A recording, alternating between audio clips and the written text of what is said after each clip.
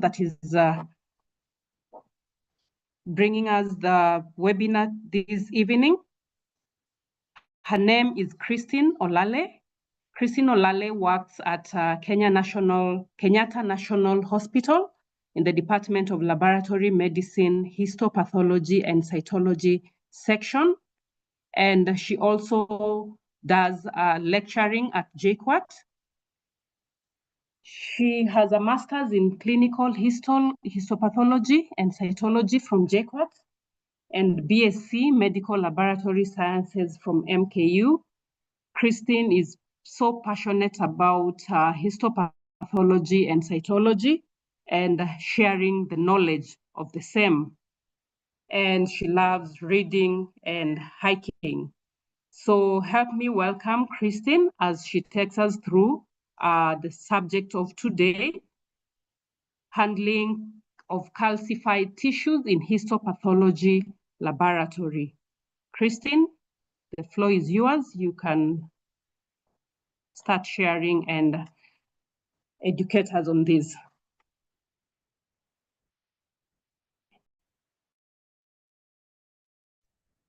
Thank you, Nelly. Thank you so much for the introduction. My name is Christine Osale, not Olale, sorry for that. My name is Christine Osale from Kenyatta National Hospital, Department of Laboratory Medicine. And today we are looking at how calcified tissues are handled in histopathology laboratory.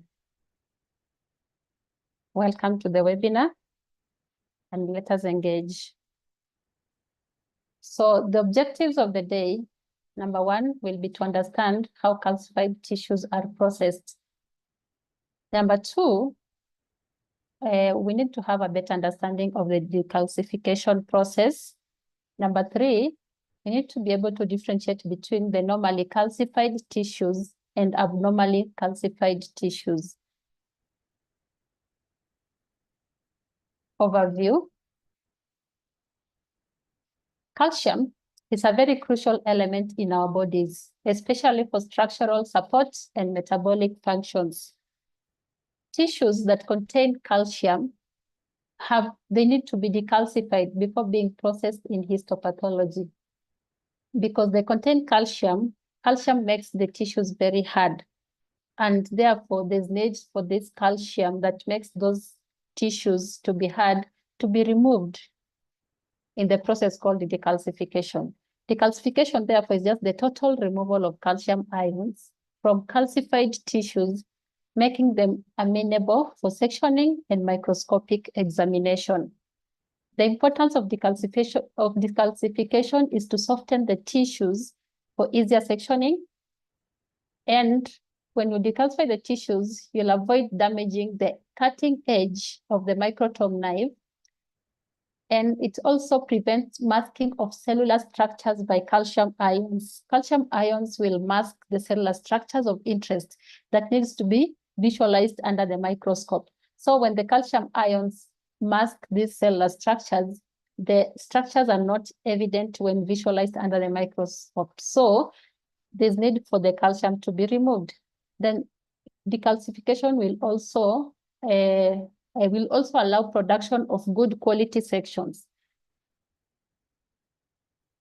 So calcified tissues, we have tissues that are normally calcified and tissues that are abnormally calcified. Normally calcified tissues, we just have the bone and the teeth. To a less extent, we have the cartilage. But normally, mostly is the bone and the teeth. And we've said it's for structural support and metabolic functions. Then we have the tissues that are abnormally calcified. Normally, they're not supposed to be containing any calcium ions, but they are abnormally calcified, which means the abnormal calcification is mostly pathological. So the tissues that can be any other organ in the body, apart from the teeth and the bone, can be abnormally calcified. So here I just highlighted a few examples like the arteries, the heart valves, the uterus, kidneys, the lungs, the brain, breast tissue, the skin, any other tissue, even the liver can be abnormally calcified. So what are the reasons for abnormal calcification? When you see on that screen, This is a skin, and you can see some whitish here. Those are just like abnormal deposition of calcium ions. They're not supposed to be here, ideally, but you can see they're there. So that is abnormal calcification. So what are some of the reasons that will lead to abnormal calcification of tissues? Number one, we have chronic inflammation and cell injury. When someone is having an inflammation that has been there for quite some time, might lead to hardening of that particular tissues, and the hardening is just the deposition of calcium. So you'll find like a skin is supposed to be soft, but when you touch, you feel some stone like it's hard. That means it's abnormally calcified. Another reason is systemic imbalances, especially between calcium and phosphorus. When there's a systemic imbalance, will lead to deposition of calcium in areas that they're not supposed to be. And then when they're deposited there, they lead to abnormal calcification. Another reason is genetic disorders. Genetic disorders, those are disorders that are genetically defined. We have no control over them. A very good example is the generalized arterial calcification in infancy, GSCI. That is a genetic disorder that will lead to abnormal calcification. Then another reason for abnormal calcification is vitamin deficiencies. Some vitamin deficiencies in the body will lead to abnormal calcification. And a good example for vitamin deficiency is vitamin K. Then we have cellular processes gone awry. That means the cellular processes just gone amiss, gone away from the normal. So these are some of the reasons that will lead to abnormal calcification, and mostly they are pathological. So looking at this slide here, these are achondroblastic osteosarcoma. This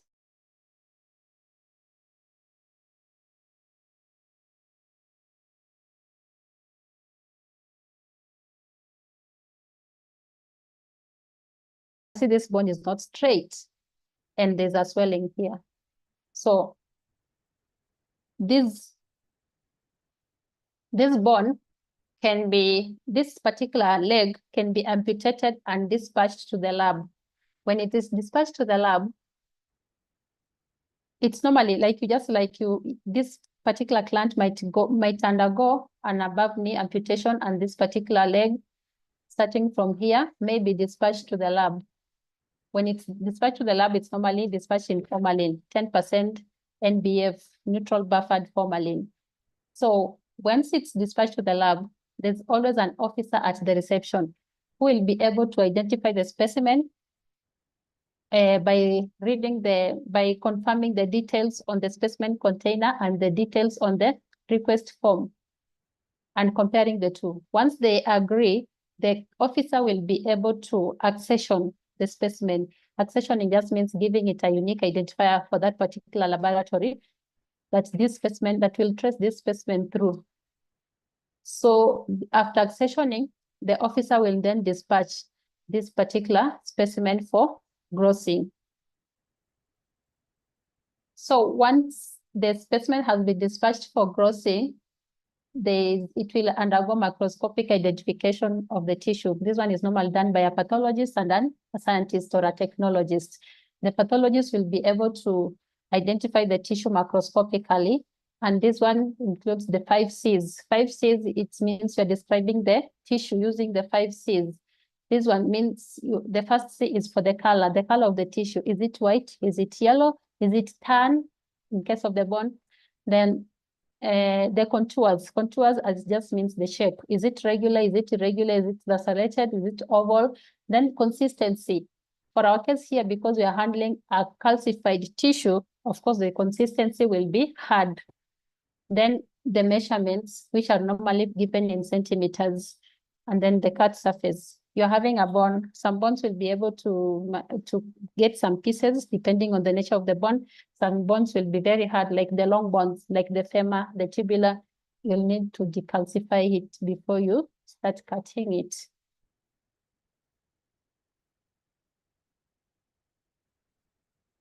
So we have those tissues that are partially calcified.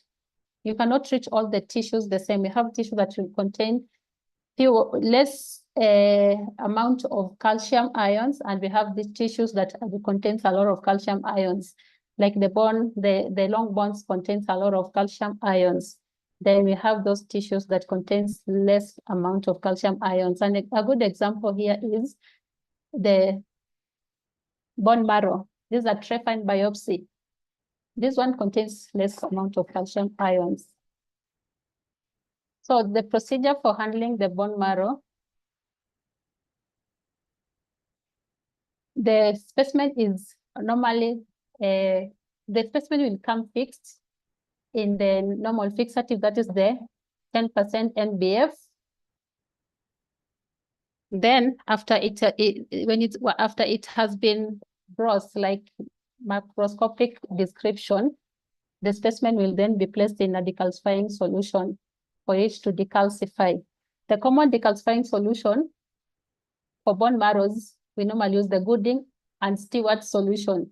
This one is just a combination of formic acid and 10% formalin, neutral buffered formalin. So what normally happens, we just take your decalcifying solution. If you're using 10% formic acid, you take equal volume of 10% formic acid and the 10% neutral buffered formalin. You take equal volumes, then you put the trephine inside, then you leave it for around 6 to 12 hours.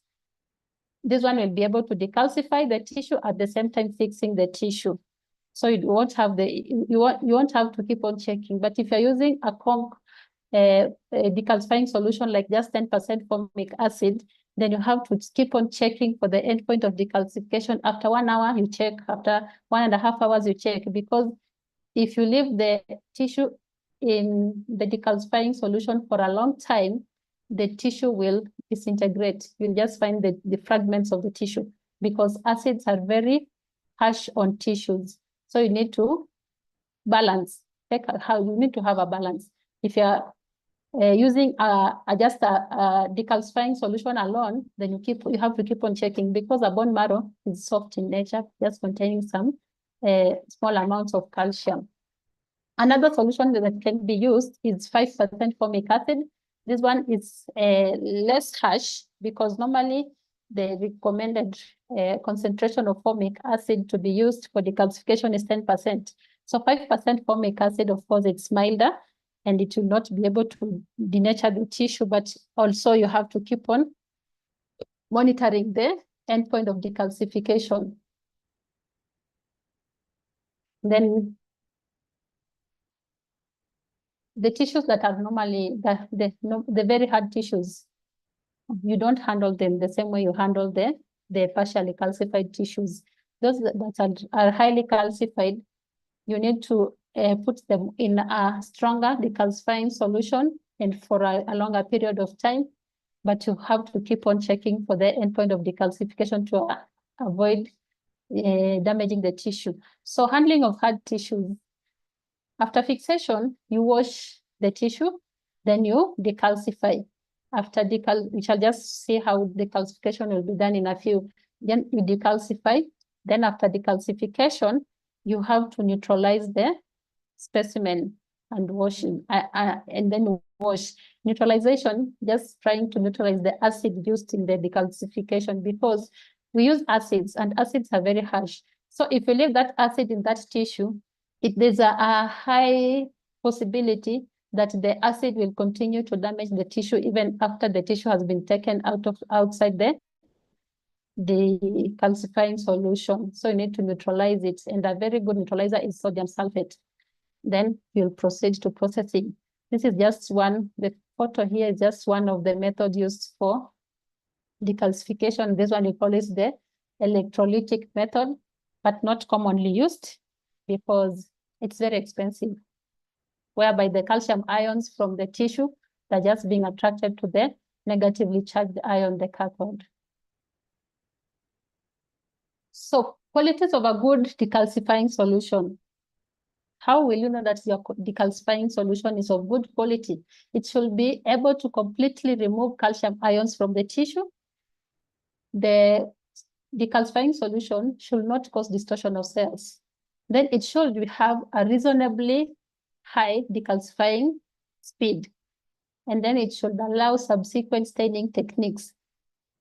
It should be able to penetrate quickly into the tissue and be easily removed from the tissue once the decalcification process is done. And here you're just having nitric acid, just one of the acids that are used in the decalcification. So what will determine your choice of a decalcifying solution? The urgency of the case. If the case is so urgent, then you'll go for a decalcifying solution that is very fast. The degree of calcification. If the degree of decalcification is high, like the long bonds, then you need to go for a stronger acid.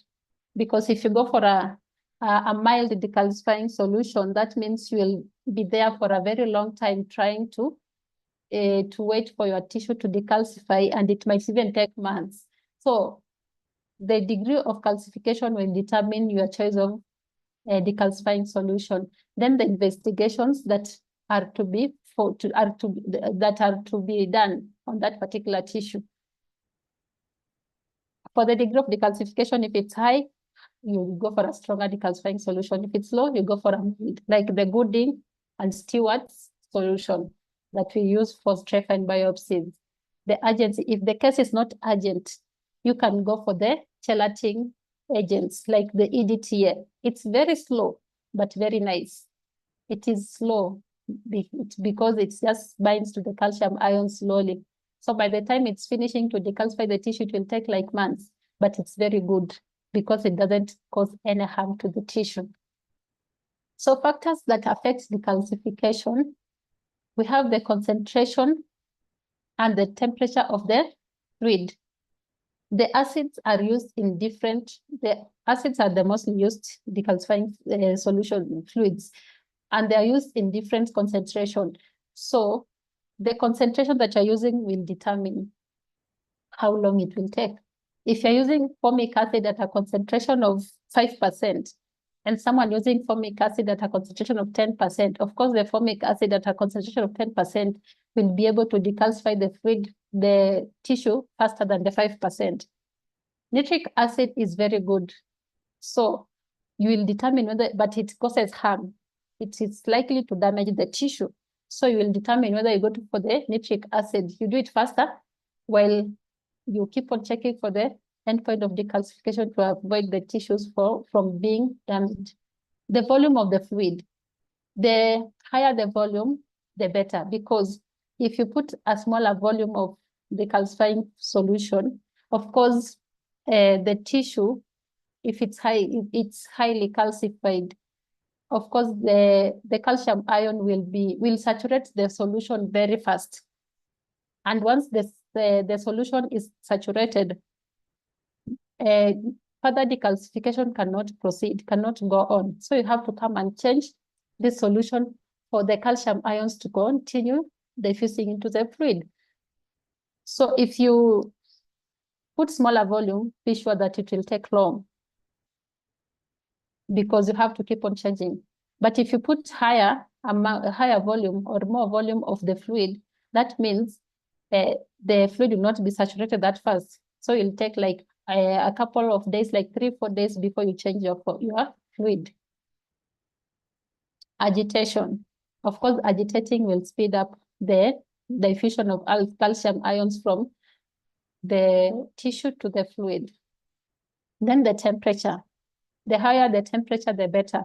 But this one, if you're using an acid, like nitric acid, then you put it in an oven at temperatures of around 60, 70. Be very careful. The decalcification will be very fast, and this one might even damage the tissue. You might go there to get your tissue only to get fragments or just solution, because higher temperatures, of course, they hasten the process of decalcification. So decalcifying fluids that are commonly used, we have the acid-based decalcifiers. These are fast-acting, but can be very harsh on the tissues, causing swelling and damage. Number one, you have nitric acid. It's very nice, used at a concentration of around 5 to 10, depending on your solution. Very good, but likely to damage your tissue. So you have to keep on checking how your decalcification is going on. We have formic acid used at a concentration of about 5 to 15, mostly 10. But this one is milder than nitric acid, but it's slow, as in it's slower as compared to nitric acid. We have trifluoroacetic acid. This one is better, but it's slow compared to the first two. And then you have HCl. HCl is very harsh. It's not commonly used, but it's harsh. But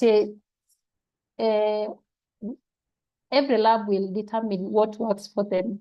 I've seen some people using a combination of formic acid and HCl at 8%, formic acid at 10%, nitric acid at 5%.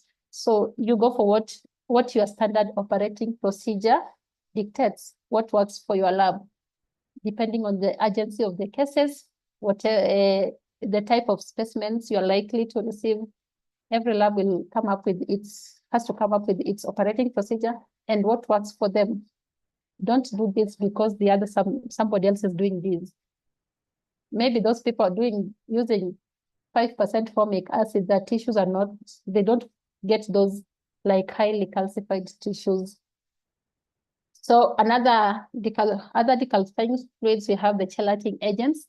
And a good example here is EDTA, ethylene diamine tetracetic acid, the normal EDTA. This one, as I had mentioned earlier, it's very slow, very slow. It will take even months, but the best. It doesn't damage the tissue. It doesn't affect the subsequent staining procedures. It's the best. Then other decalcifying fluids, you can go for the combination of 2 or more acids. Number one, we can go for, like I had mentioned, the Golding and Stewart's solution. That's a combination of formic acid and formalin. And I had mentioned that one, it fixes at the tissue as it decalcifies. So fixation and decalcification being done at the same time, and it's very mild. It doesn't cause a lot of damage to the tissue. We have the Perigny's fluid. That one is a combination of nitric acid at a concentration of around 10%, absolute ethanol, and 0.5% chromic acid. Then we have the Planck-Raclow solution, and that one contains aluminum, chloride, HCl, and formic acid. So for the solution, decalcifying solution, go for what works for you. And the choice will determine on the nature of the specimens that you have or your lab is likely to receive. So methods of decalcification, we have different methods of decalcification. First, number one, you just have the acid decalcification, whereby you just take a tissue and place in a decalcifying solution of choice that you have. I've put here formic acid because we said formic acid is the commonly used. So you just put it. Some people will tie the tissue on a piece of thread, and then you suspend it on a string. Sorry. Then you suspend it in the decalcifying solution and you let it to decalcify. Then you come and check for the endpoint of decalcification, depending on the nature of the tissue you're having. You cannot be having a long bone like the femur or the tibula. Then you come and check, you start decalcifying today, then you come tomorrow to check for the endpoint of decalcification. When you come tomorrow, please change the decalcifying solution. You change for like 3 changes, then you can start checking for the endpoint of decalcification. Then you have the chelating agent, decalcification. This one, we have said you use the best used chelating agent is EDTA. And this one, the chelating, the decalcifying solution chelates just to like binds the calcium ions. So what the calcium ions from the tissue are being bound on they're being bound by the chelating agent. We said it's a slow method of decalcification, but the best. And then we have the electrolytic decalcification process, like what is here demonstrated here. That is the electrolytic method of decalcification. Then we have the ion exchange resin. Here we are using the ion exchange. The resins being used, an example is the zeocarb 225, whereby the ions in the zeocarb are being extracted by the calcium ions from the tissue or the bone.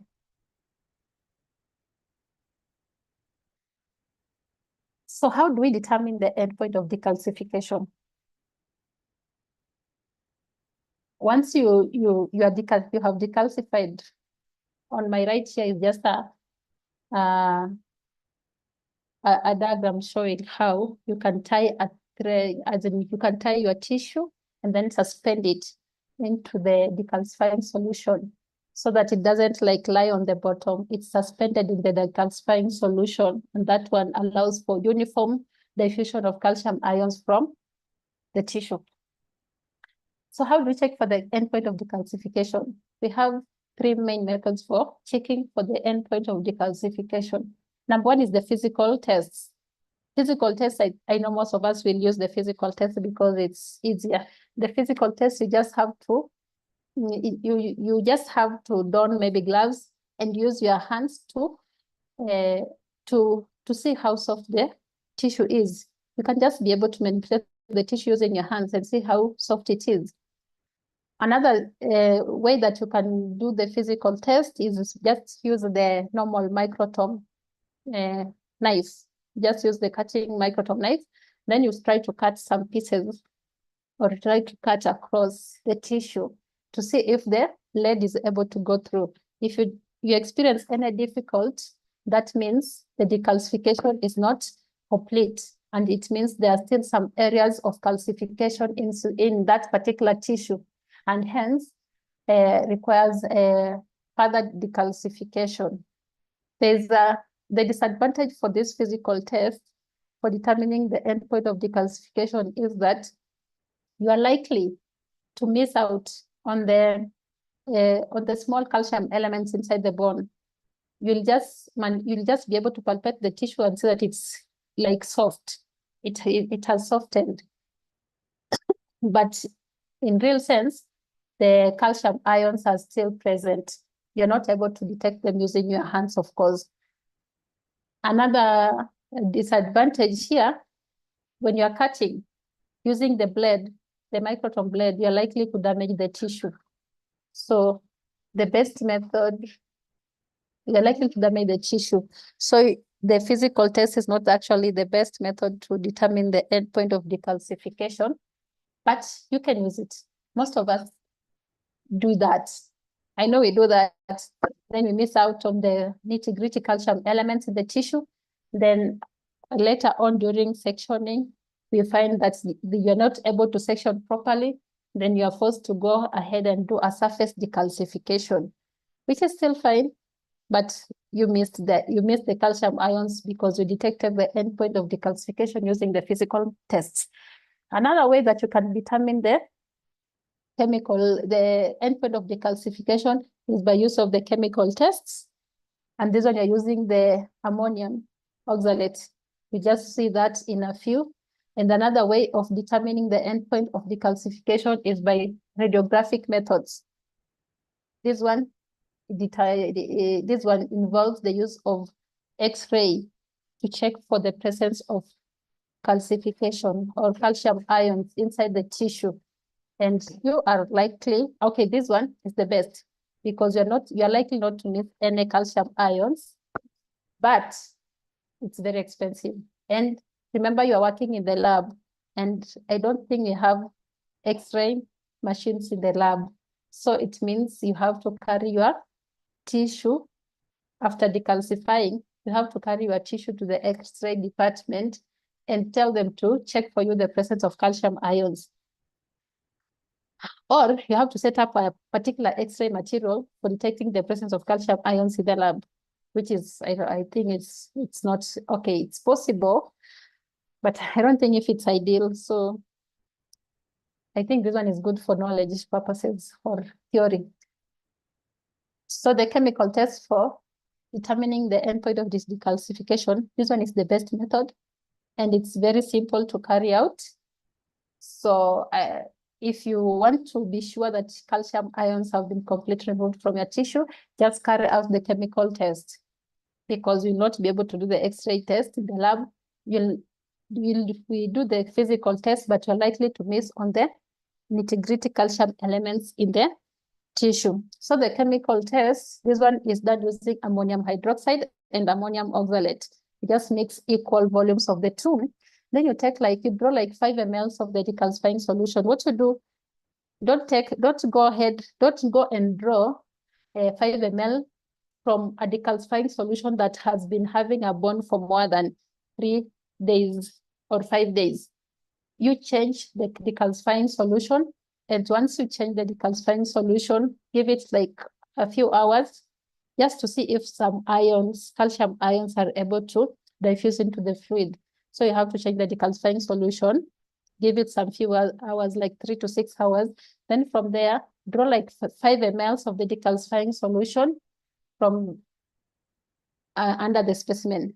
Decalcifying solution being used to decalcify that particular specimen, then mix with equal parts of ammonium hydroxide and ammonium oxalate, and then examine for turbidity. If you see a white precipitate of that indicates the presence of calcium oxalate, and that will indicate that the process of decalcification is not complete, it's incomplete. So it tells you there are still some calcium ions in the tissue, so there's need for further decalcification. So what you do, just transfer that particular specimen, or just change the decalcifying solution. Just discard the one that is there, then you change another one, then you give it another 1 or 2 days, then you check for the presence of calcium ions. If the fluid remains clear, there's no any turbidity, that means there are no calcium ions present, meaning the process of decalcification is complete. You achieved your decalcification process. So after we have handled these tissues, you've checked and you have ascertained that your tissue is completely decalcified. How do you treat the tissue post-decalcification? First, once you remove the tissue in the decalcifying solution, you have to neutralize it. Neutralization is very important. And I said a common neutralizer that can be used is sodium sulfate. This one helps to neutralize the acid so that it doesn't cause more harm to the tissue. It's very important for you to neutralize the acid. If you cannot neutralize the acid, if you're not able to neutralize the acid, then just thoroughly wash the tissue. Wash out the tissue. You just thoroughly wash the tissue. Washing might also help to remove the acid from the tissue. Then from there, you will not gross again because we had grossed. So you just go straight to trimming. You trim, and trimming is just cutting the tissue into smaller pieces that can fit into a cassette. Because if you're having a long bone, you cannot process it being long or the way it is. You have to trim it into smaller pieces. And the pieces are normally trimmed at a thickness of 2 to 3 millimeters. Then you put them in the cassettes for processing. If you are having a trephine biopsy or any other tissue that is small, tiny, but you put it in a filter paper, and you remember to add a tissue marking dye. If you don't have a tissue marking dye, you just add eosin. Eosin is able to mark the tissue. It will color the tissue red, and it will remain red throughout the processing. We are trying to color the tissue because we are avoiding this tissue to be lost because when you are during embedding and the tissue is very tiny, you might not be able to even identify the tissue from the filter paper, because we are embedding in molten paraffin wax that when it solidifies, it's white. And the tissue may be the trephine biopsy, mostly it's a bone marrow, mostly it's white. So for you to identify it, to see it, the correct size and everything, when you're manipulating the tissue or processing the tissue, you need to be able to identify it. So you mark it. So we trim the tissues. Then after trimming the tissue, putting them in cassettes, labeling the cassettes with the correct identifiers, we do post-fixation just in case the process of fixation was not adequately done. Just put it in 10% NBF for a few hours, like 2-3 hours. Then you proceed into dehydration. You proceed into processing.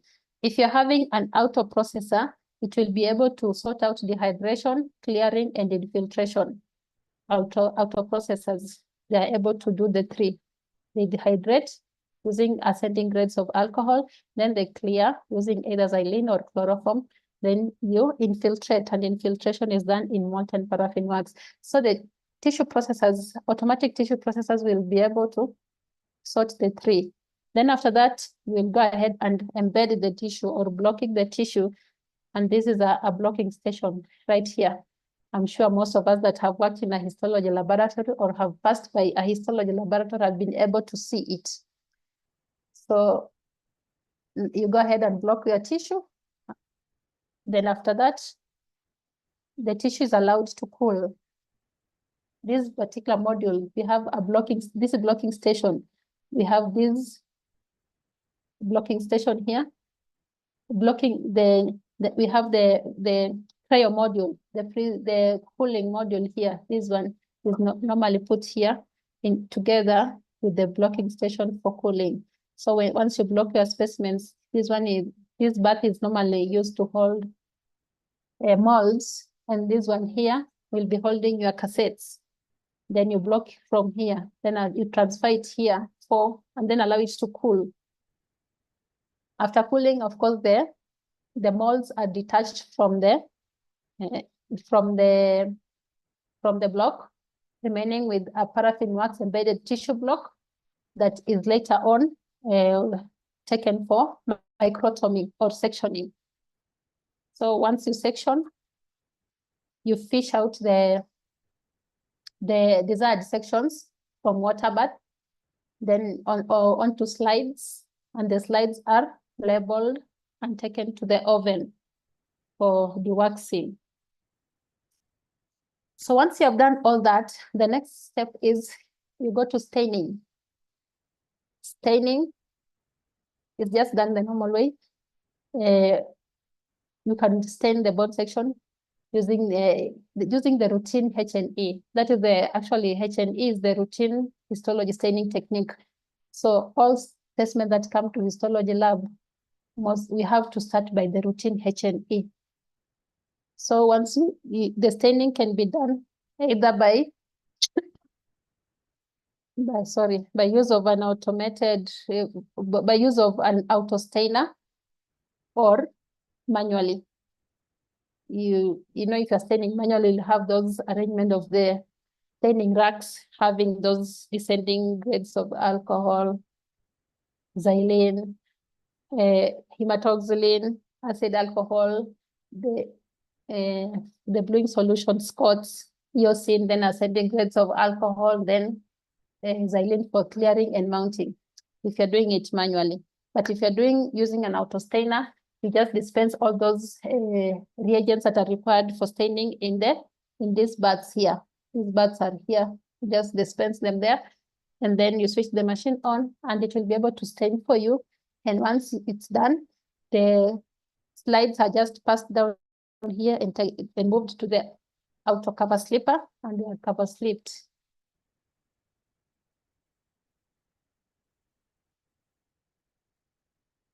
So after cover slipping, the slides are then dispatched for reporting. And who does the reporting for all this work? The pathologist. Preferably the pathologist who did the grossing or the trimming. The pathologist will be the one to report these slides. Then once the pathologist is done with the reporting, she or he will be able to determine whether this particular case requires ancillary studies. And ancillary studies it just means additional investigations, which can be either special stains or immunohistochemistry. For special stains, if you're handling a trephine biopsy, that one even you don't even dispatch it first. When if you're handling a trephine biopsy after doing a H&E, you don't just dispatch the H&E first, because you know what you're dealing with. You're dealing with bone marrow. So there are special stains that are normally designed for trephine biopsies. And these are, apart from the H&E, we do the PAS. And PAS, you're just doing it. It's mostly for mucins and mucous substances like glycoproteins and fungi. So you're just doing it to rule out whether there's an infective fungal infection infiltrating the bone. Then we have the meson trichrome. This one is mostly for collagen. And we also do the pulse Prussian blue. Pulse Prussian blue is a special stain for iron. And we are just doing it for trephine biopsies to determine the ferritin levels, because we know the bone marrow stores iron, is a store for iron. So you're doing the pulse Prussian blue to determine the ferritin levels. Another special stain that we are going to do for trephine biopsy is the retic stain. And that one is for the reticulin fibers. We all know that cells are, the bone marrow manufactures cells. So we want to know the number of, as in the active reticulin fibers that are present in that particular marrow. If the bone marrow is active, if it's producing the cells actively, or it's not. Sometimes we find that there are no even reticulin fibers or reticulocytes. So when you're doing a trephine biopsy, you have to do all those. You have to do those 5 before you dispatch for reporting. You'll have to do the specials, the H&E, the routine H&E, the meson trichrome, the PAS, the pulse Prussian blue, and the retic before you give out the slides for reporting. Other special stains, that one might come after reporting. That one might come in after reporting once the pathologists have reported the routine H&E. He or she will be able to determine whether there's need for other special stains. Maybe this pathologist, or maybe they're suspecting it's a TB infection. So you will find the pathologist requesting for Zden stains or Phyt Faraco stains. Zden Phyt Faraco, if they're suspecting there's presence of bacilli. Other stains, it will depend with what the pathologist is able to see. Apart from the special stains, we have the ancillary studies. Other ancillary studies might be immunohistochemistry. And immunohistochemistry will come in mostly after the routine histology has been done and reported. When the report is out for the routine histology, that's when the pathologist will be able to request for IHC or immunohistochemistry. And if you're dealing, let me go again for trephine biopsies. We know the trephine biopsies from the bone marrow, and the bone marrow, mostly are looking at the lymphoid system, the lymphoid system, and the conditions that we are likely to experience there, mostly they are lymphomas. So you'll find that the pathologist is requesting immunohistochemistry for the lymphoma, like the lymphoma panels, which might be the CD30, CD3, CD5, CD10, CD15, CD45. This one will be able to aid the pathologist in grading the lymphomas. And that is the end of my presentation. Thank you very much for listening. Back to you, Nelly. Thank you, Christine. Thank you for that wonderful presentation and the insights there. We really appreciate you taking your time to prepare and even come and present to us. So members, I would want to go to the Q&A section where we have questions that have been asked by members, and Christine will be responding to them. But before I go to the Q&A, there is one question that I saw on the chat by Emmanuel Tanui. So Emmanuel asks, how do you know that the decalcifying solution is saturated so you can change it? Christine, you can start with that.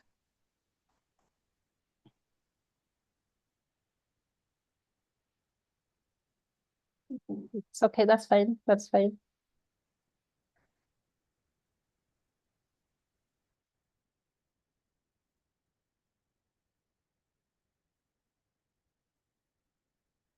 Oh, okay. We said you have to check for the endpoint of decalcification. And for the endpoint of decalcification, you are doing it either using the physical method, the chemical method, or the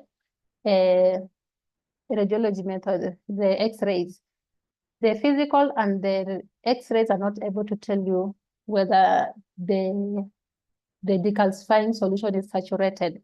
But the chemical method I've mentioned here, you have to, when you want to check for the endpoint of decalcification, when you want to check for the endpoint of decalcification, you do the chemical test.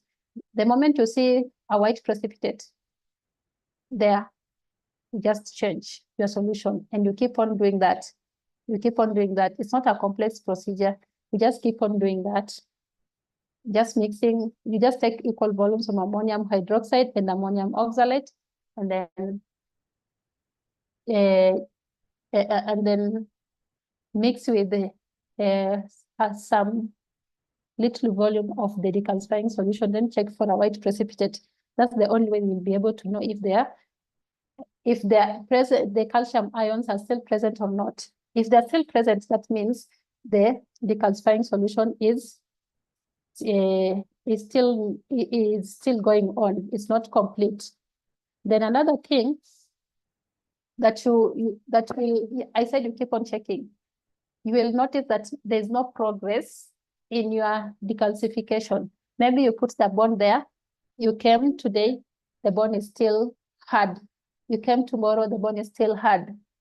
That means there's no decalcification taking place. And it tells you your solution might be saturated. So just go ahead and change.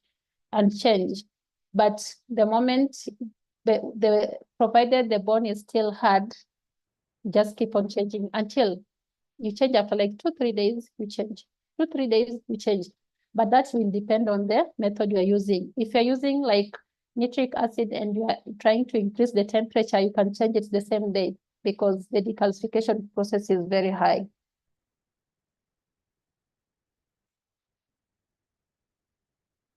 Thank you, Christine. Thank you, Christine. I hope Tanui, you've been answered. So to the next question by Francis Mambili.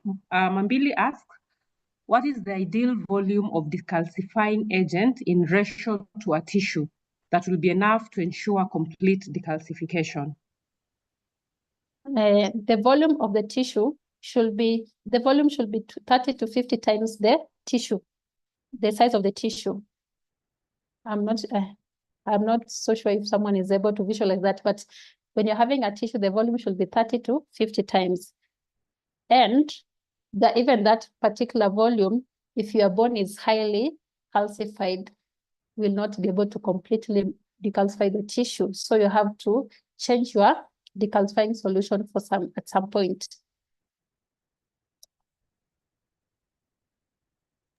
Thank you. To the next, by Wilfred Aria. Wilfred asks, how does agitation frequency during decalcification influence both diffusion gradient and tissue integrity? Agitation. Come again. Just come again. How does agitation frequency during decalcification influence both diffusion gradient and tissue integrity? Okay, agitation, it will just like speed up the process by which the calcium ions are diffusing outside the tissue to the decalcifying solution. You just it will just speed up like a little bit. So you have to like agitate so that the calcium ions, they're not idle. like the diffuse. If there's any space in the decalcifying solution, they'll continue to diffuse out. But if the decalcifying solution is saturated, even agitation will not help. So you need to change. And you'll find that if you're handling those hard bonds, each lab will have their standard operating procedure, the SOP on how the decalcifying solution is changed. Some people will say we'll change this after 3 days. Some people will change those, will put enough higher volume, then change after like 5 days. It depends. Thank you. Next question, again from Wilfred. How does microwave-assisted decalcification alter the molecular diffusion process compared to room temperature decalcification? Microwave will just speed up the high temperatures, not really in a microwave, but high temperatures. We even have auto decalcifiers that you are able to set temperatures at higher level. I just use a microwave for those who don't have the auto decalcifiers. You have auto decalcifiers that are able to set the temperatures to your desired temperature. So higher temperature will fasten the process of decalcification. But when the process is very fast and you're using acids like nitric acid, there's also a risk of distortion of the cell, of the tissues, of the tissue structures. It might be distorted. So when you're using that, I said, be careful. Be careful when you're using, maybe you want the case is very urgent. You want the results to be out in a few minutes, in a few days.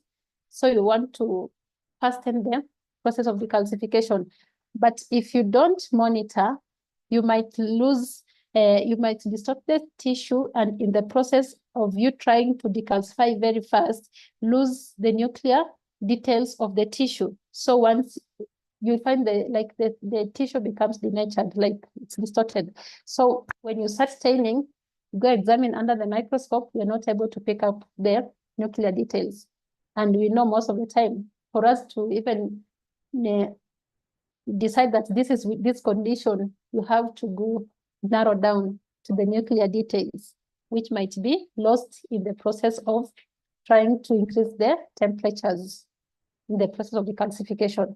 So room temperature is ideal, but higher temperatures, when you're using higher temperature, whether a microwave, whether using an auto decalcifier, the machine, you have to be very careful not to lose the nuclear details or to distort the tissue in the process of decalcification. Thank you, Christine. And yet another question from Wilfred. How can endpoint determination in decalcification be objectively verified without relying solely on physical flexibility tests? The chemical test, I've said the chemical test is the best. Yeah. Okay. Hillary Toom asked, what are some of the diagnoses expected from calcified tissues? It depends with which tissue you are dealing with, my dear. It depends. You might be dealing with tissue you might be dealing with a uterus that is abnormally calcified. You might be dealing with a bone that is having osteosarcoma. You might be dealing with a trachea that is having a lymphoma. So, and I've said most of the tissues, even the normal body organs, can be abnormally calcified. So it will depend with the tissue. You cannot give a differential. It will depend with the tissue and what you're looking for. Because even the lung can be abnormally calcified, the brain. And we know the differentials for the brain is not the same as differentials for the lung or for the uterus. Yeah. So it depends with a particular tissue that is calcified at that particular moment that it's being handled.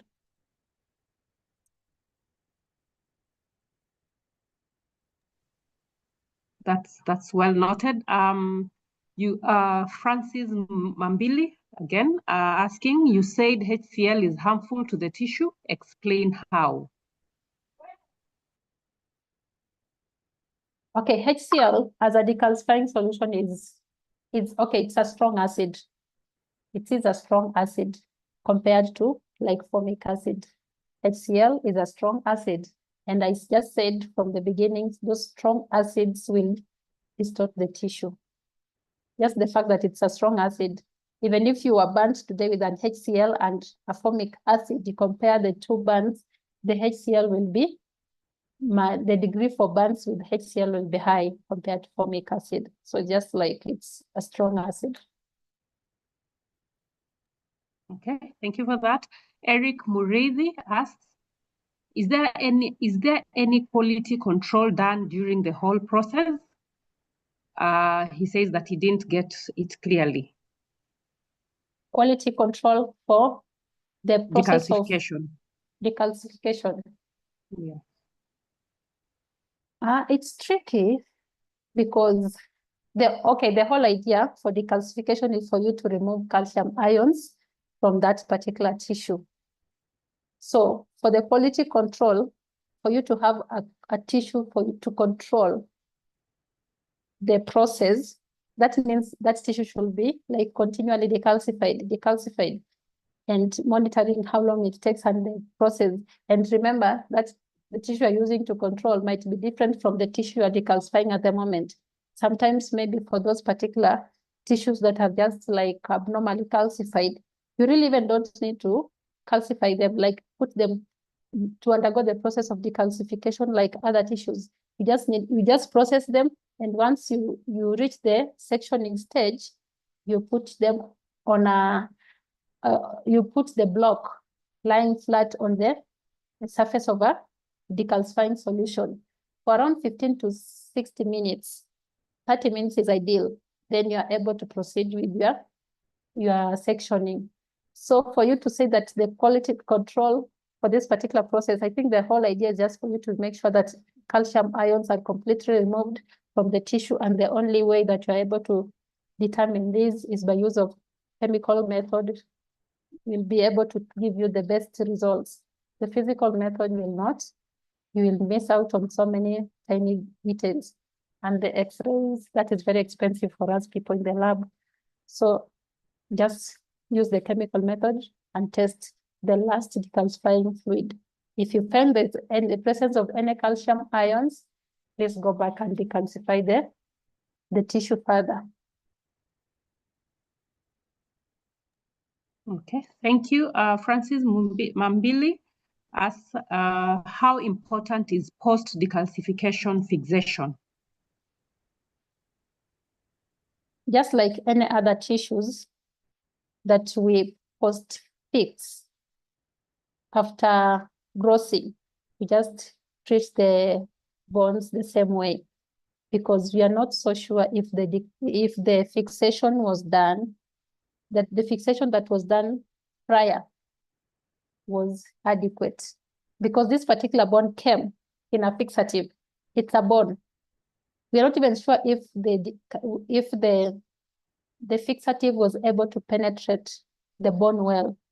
I'm looking at the bones, the long bones, the hard bones, or the teeth. You're not even able to know if the fixative was able to penetrate the teeth well.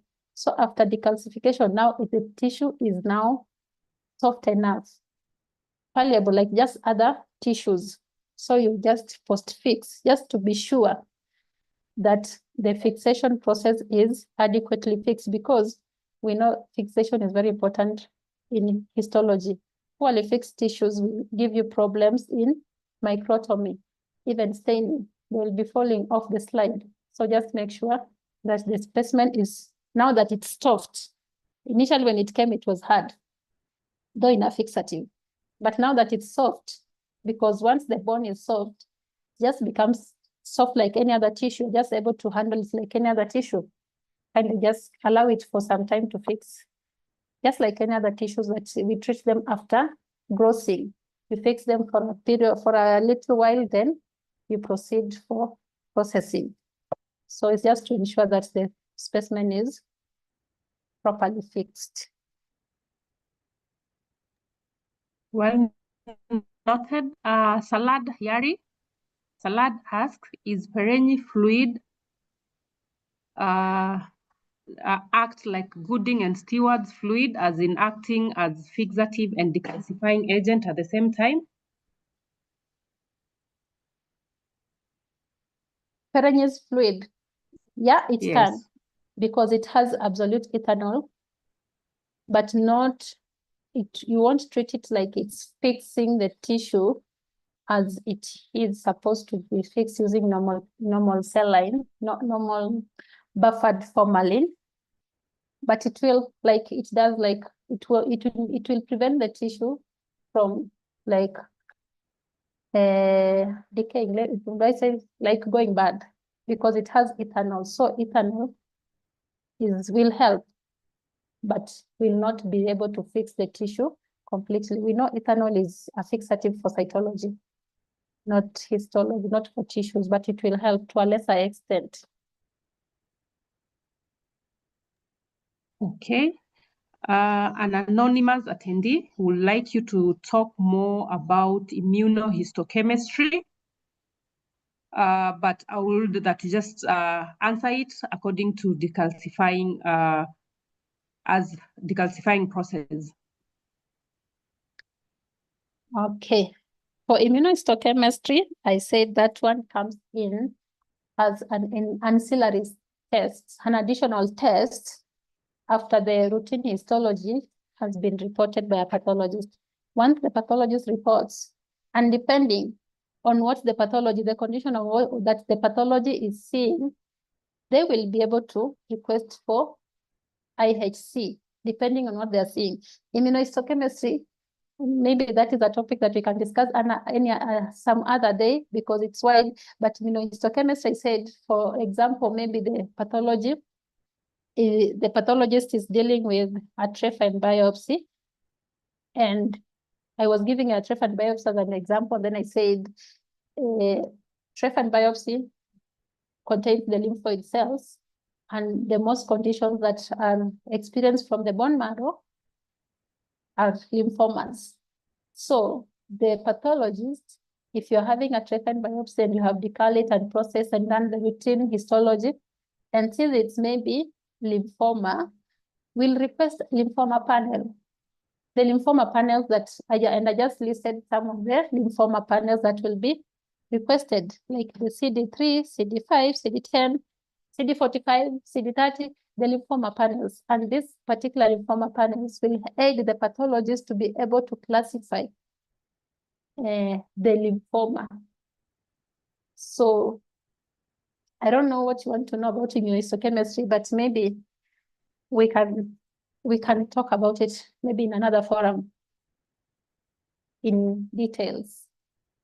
So yeah, just giving it an example. Yeah, thank you. Thank you for that, Christine. Josephat Bosire ask, give me an ideal way used for the strong bones like the mandibular, how to achieve the decalcification. Ideal way. Okay. I don't know what you mean by ideal way. Maybe you want to do it faster. Maybe you want to achieve complete decalcification in a shorter period of time. But I said all those decalcifying solutions that we mentioned, the nitric acid, the formic acid, they can be used. A mixture of formic acid and HCl can be used depending on what you've decided as a laboratory, what you have. So like the mandibles, I've seen formic acid just working fine. Nitric acid will just work fine. Formic acid given at a concentration of 10%, that's perfect. A mixture of formic acid 8% and HCl 8% works perfect. All you have to do is to keep on changing your decalc solution. Depending, maybe say I'll be changing this decalcifying solution after 2 days. When you keep on changing, the calcium ions keeps on diffusing outside the bond to the solution. So the more you change, the better for you. And depends on what is like your resources. the more you change, the better. So, and also you can also play around with temperatures, but I have said when you're increasing the temperatures, be very careful, because high temperatures will fasten the decalcifying solution, but you know the acids are also being heated. So the activity of the acids becomes very high, and we say the acids are harsh on tissues. So you might be trying to fasten the process, but distort the cellular details. And in the long run, you even end up losing the nuclear details. So you'll not be able to come up with a diagnosis in the long run. But 10% formic acid, a mixture of 8% formic acid, 8% HCl works perfect. 5% nitric acid is a very excellent decalcifying solution. Only that you have to keep on checking your tissue.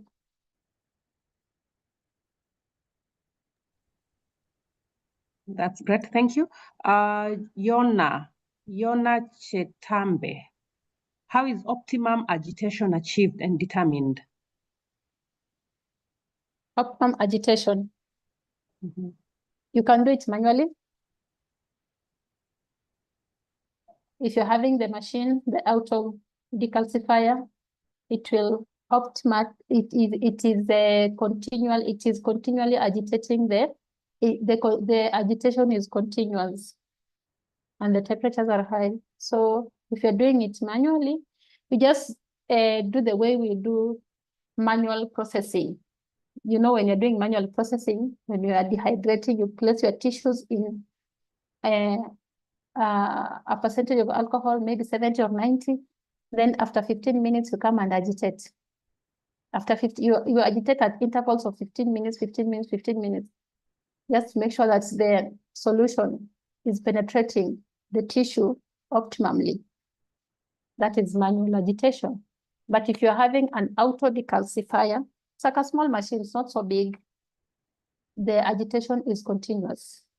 And that's why decalcification with the auto decalcifiers is faster, because the temperatures are kind of higher compared to the room temperature, and then there is continuous agitation.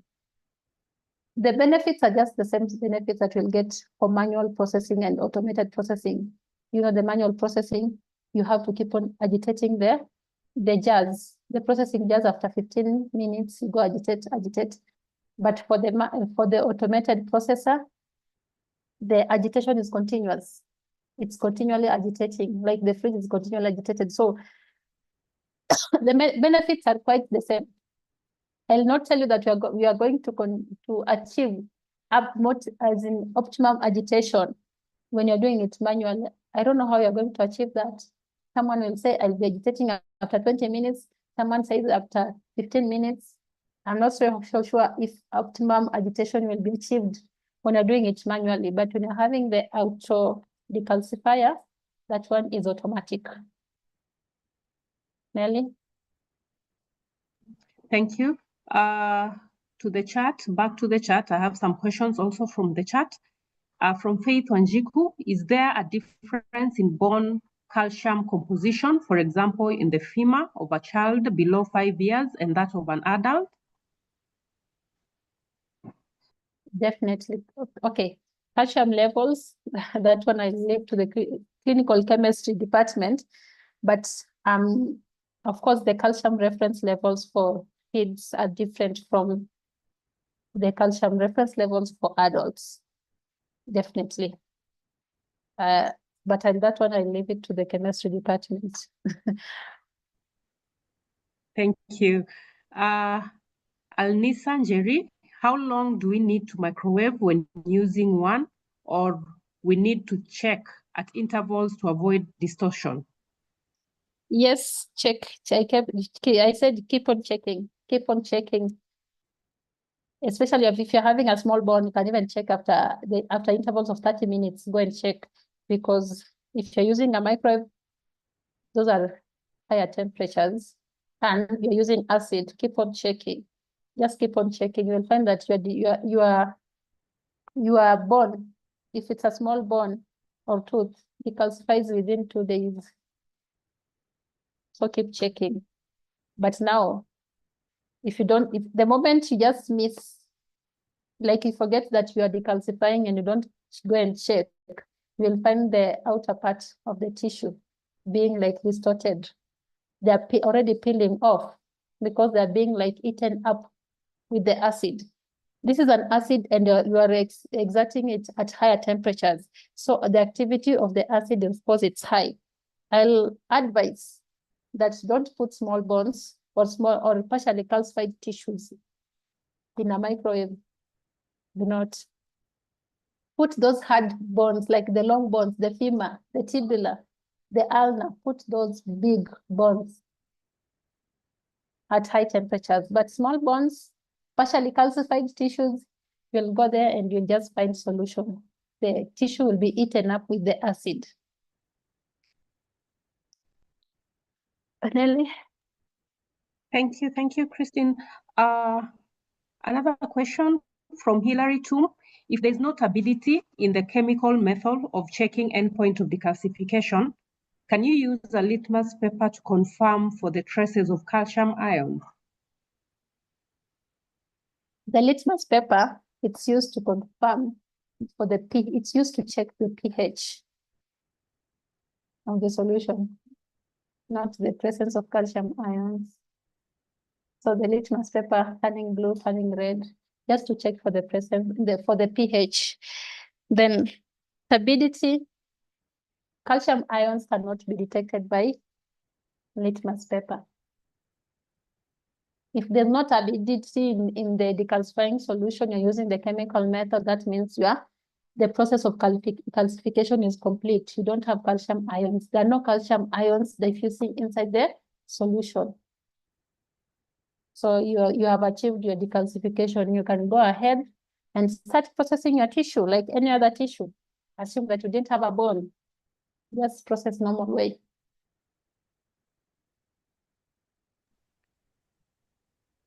To the next, thank you for that anonymous attendee. How do you determine the consistency or intensity in the calcium in the tissue? And I also would want you to take with this one, how do you know your tissue is not distorted, but just completely decalcified? Distortion, okay. The first question, please. First was, how do you determine the consistency or intensity in the calcium in the tissue? And then the second one was, how do you know your tissue is not distorted, but just completely decalcified? Okay, we in the lab, in the histopathology lab, when you are doing grossing, where you are doing grossing, when you're doing grossing, we have, we are describing your specimen using the 5 C's. This one is mostly, it guides the pathologist. So for the consistency, when you are describing the tissue or the bone in terms of consistency, we are just trying to determine, like, is it soft? Is it hard? Is it friable? So for us, and if it's a hard tissue, of course, the consistency is hard. For our bones, like for today's topic, we are handling bones. So our consistency will be hard. Being hard means you are not able to manipulate the tissue like other tissues. Like you're not able to cut the tissue into, you're not able to trim the tissue into smaller pieces of 2 to 3 millimeters thickness. You're not able to cut the tissues to trim the tissue into smaller pieces. Those smaller pieces that can be processed. So for us, that is our consistency. The intensity of calcium, of course, you can be able, you will see if the tissue is able to, you're able to manipulate the tissue, the tissue can be able to bend a little bit. Maybe you're having a trephine biopsy. That one contains calcium, but to a very less extent, very little content of calcium. So the trephine biopsy, you find that it's not like a stick. It's a small It's a small, you can see this one. It's a small piece of tissue, but when you bend it, you're able to bend it.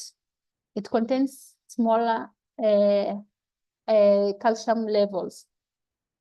So these ones, that's why we said you go for a mild decalcifying solution.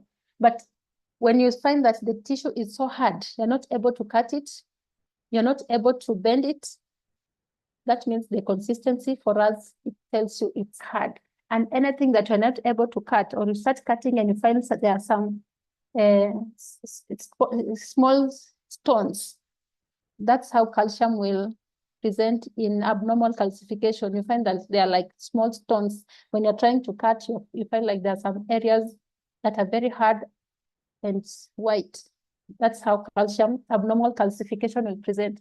So for us, when it's hard, the consistency is hard. The intensity, if you are not able to like bend it, just know that the degree of calcification is high.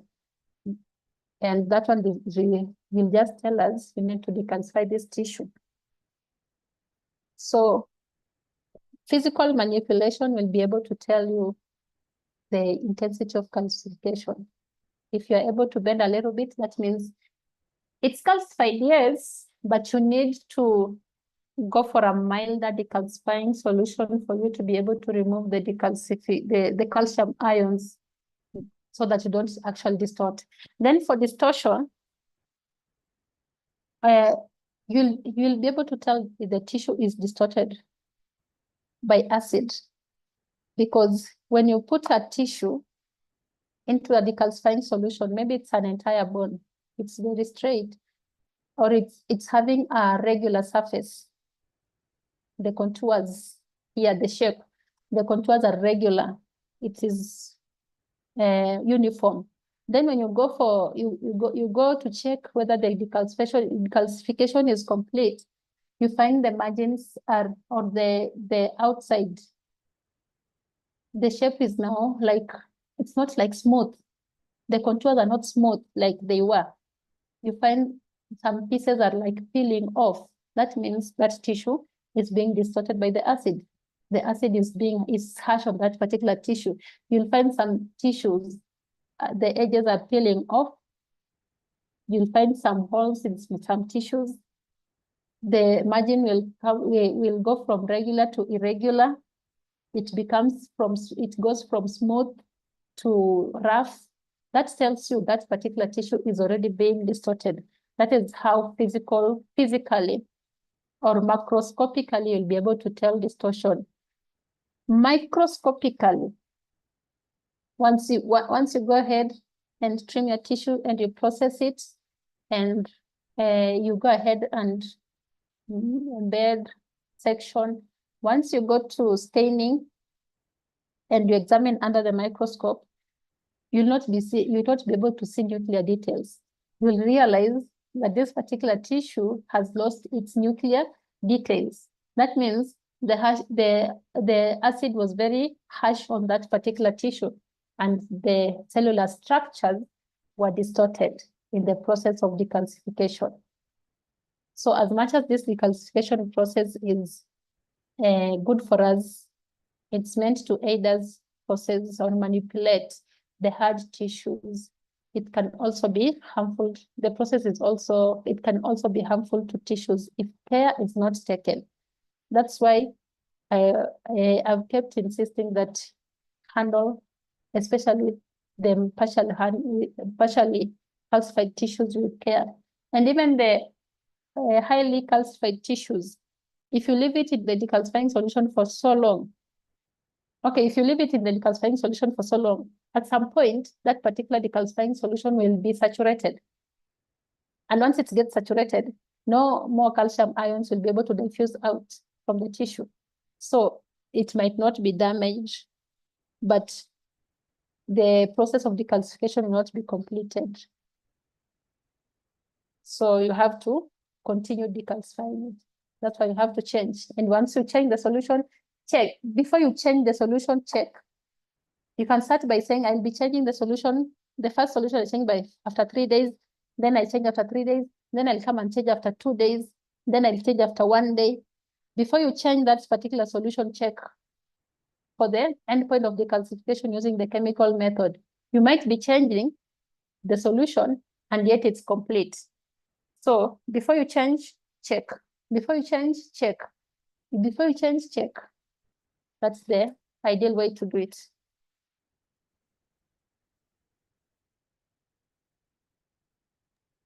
Thank you, Kristen. Yes, Nelly. Yes. Thank you. We are almost getting done with this.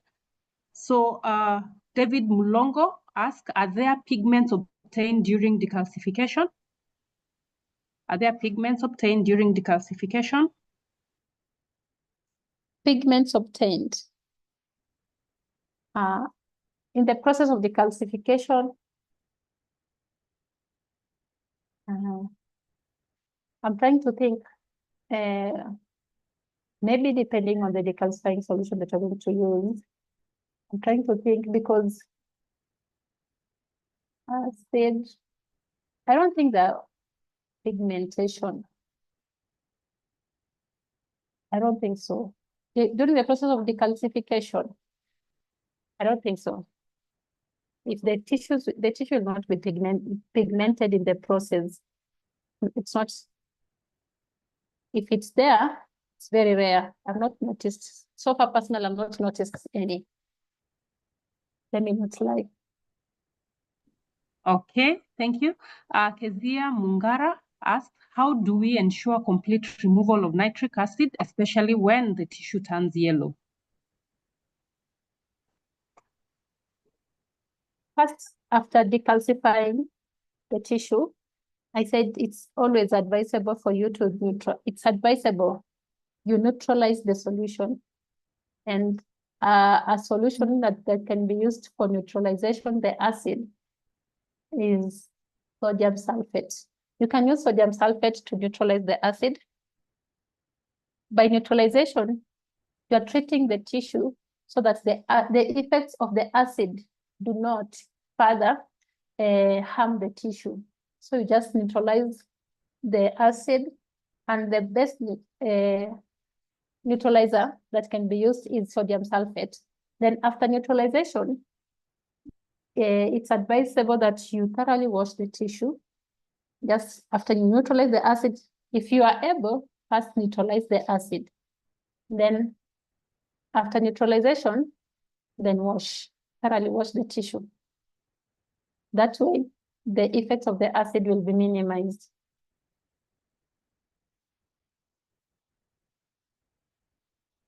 Okay, Kristen. There are so many other questions, but most of them are asking on fixatives.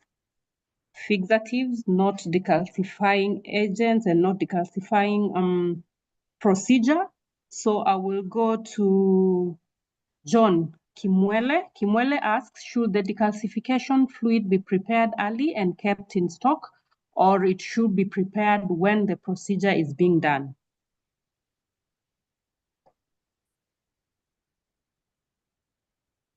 You can prepare in stock because these are mostly acids. So there's no harm.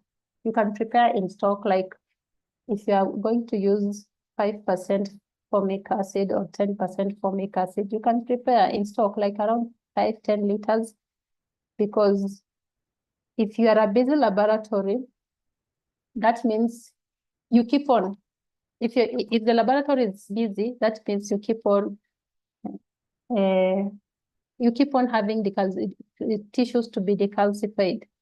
So just prepare your stock solution, and you indicate the day for preparation and the day for how long it can be used. Then you keep your stock. But for the combination of fluids, like the Gooding and Stewart's, that one you prepare before.